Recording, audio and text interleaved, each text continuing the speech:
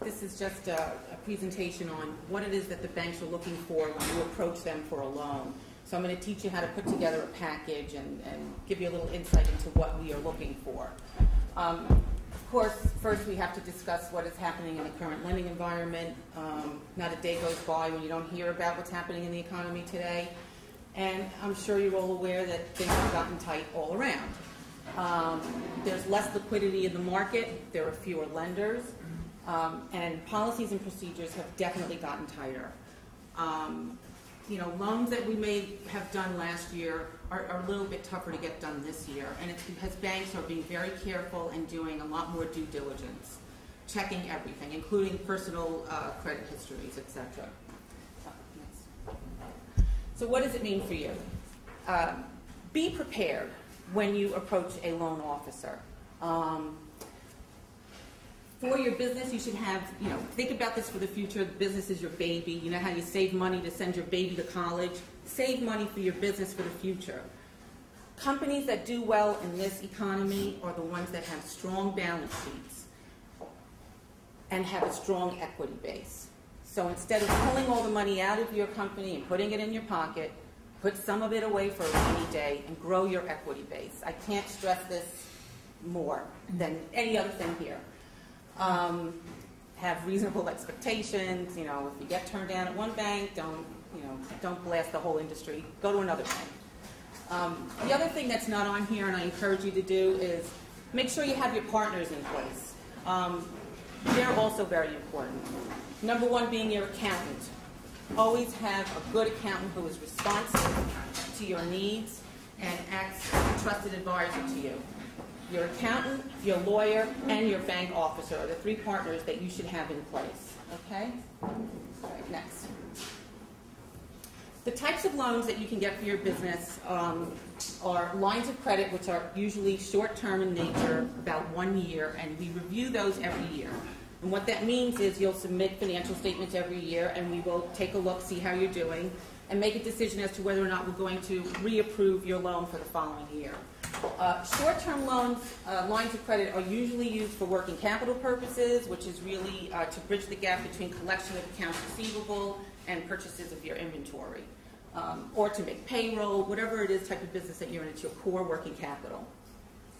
Term loans, which are usually longer term, anywhere from 3 years to 15 years for vehicles, equipment, or real estate. Then you also have leasing, which is again for vehicles, equipment, and whatever other, office, computers and phones. It's up to you and your accountant to decide whether a term loan or a lease is beneficial for you, because there are pros and cons to both. Next. All right, this is the big one. When you're ready and you know what you want to do, you want to put together a package for the bank. And this is what most banks are looking for. Every bank will have one or two little differences, but it's minor. This is what you need to put together in a package. A proposal, which is stating your business name, what you need the money for, what you're going to do with it, and how you're going to pay it back. Then a description of your business. Now, I will tell you 9 times out of 10, I never get this from anybody, but it saves me a lot of time when I do, and I love the person who does it for me, because it saves me a lot of time. You're going to tell me your story in your business description. What do you do? Who are your competitors? All of this is very important, because it tells us about the business, it tells us about you and your abilities to manage the company that you're running. Okay? And then the financial information that we look for are 3 fiscal year-end financial statements or tax returns if you don't have a financial statement being prepared. Obviously, if you're only in business for 2 years, you will give us 2 years. If you're in business less than that, most banks do not do startups. And if you're in business for 2 years, you should show us some positive cash flow. And internally prepared interim profit and loss and balance sheet. Basically, if you come to me in June for a loan, I'm going to want to see some year-to-date results, not just your the prior year financial statement. I want to see what's happening year-to-date this year.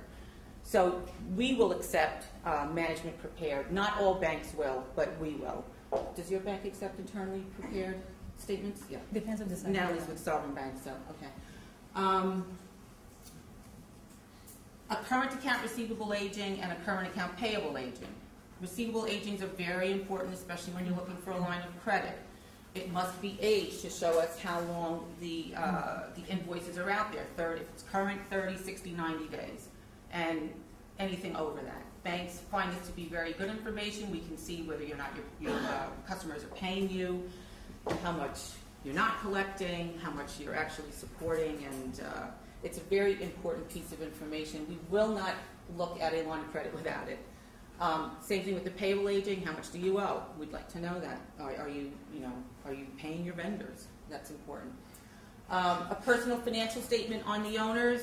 Every bank has their own form, so you can probably get a generic one and get away with putting that into your package. And if the bank's interested, they'll have you just sign one of their forms. Well, 2 years personal tax returns on the owners. My bank just changed the policy. It's now 3 years of personal tax returns on the owners. And any projections that you have for your business with the assumptions. And this should be put together in a package. No fancy binders, please. Everybody just takes those off anyway. So it's very simple.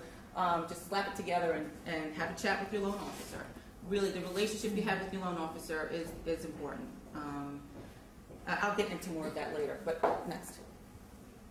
Okay, so what are the banks looking at when they review the loan? They're going to look at your ability to repay the loan, and that is based on your historical track record, your historical cash flow.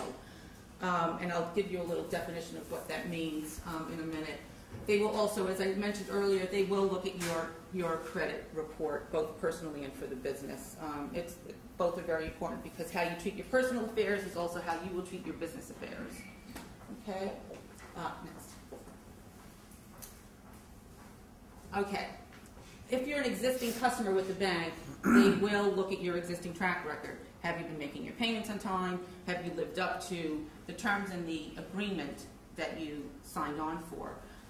It's very important when you sign on with a bank that you pay attention to what is in the terms and agreements of the loan docs, because if they have financial covenants in there and you break them, you will have a tough time getting a loan next time around. A lot of business owners don't pay attention to their covenants, I find, and we can run into problems with that. So I urge you, look at your documents, and if you don't understand it, have your accountant or your lawyer look at it and explain it to you. It's very boring reading, I know, but you should understand all of the covenants and terms that are in your loan docs. They're going to look at how much experience you have in your business and how you manage and what your role is and who are the partners that you have in your business to help you succeed. They're going to look at your cash flow and they're going to, again, look at your savings. Like I said, save for a rainy day, both business and personal. And the savings, especially for the business, is the liquidity that the company has. Liquidity includes your cash savings and your receivables that are collectible in under 90 days usually. Okay, next. All right, so what is cash flow? A lot of people get confused by this, but it's really, really quite simple. Your cash flow is the sum of your net income, your depreciation and amortization. If you're getting a piece of real estate, you're getting a mortgage, we would add back your rent, because you're paying rent now, and now you're going to be able to use that for your mortgage, so we'd add that back in. And then any other, unusual items that get added back in, like non-recurring items. Maybe it goes both ways. They can either get added back in or taken out. So it depends on the business. And we'll look at these ratios. There's coverage ratios, which tells us, if you have a piece of real estate, we want to see a 1.25 times coverage. That means your cash flow has to cover your mortgage payment annually by 1.25 times. Okay? It's not a one-to-one. If you're in investment real estate, usually they look at one-to-one, but when you're doing commercial loans, it's 1.25. We want to allow for some cushion in case business goes down. You show that you have the ability to repay it no matter what. Next. And that's my presentation.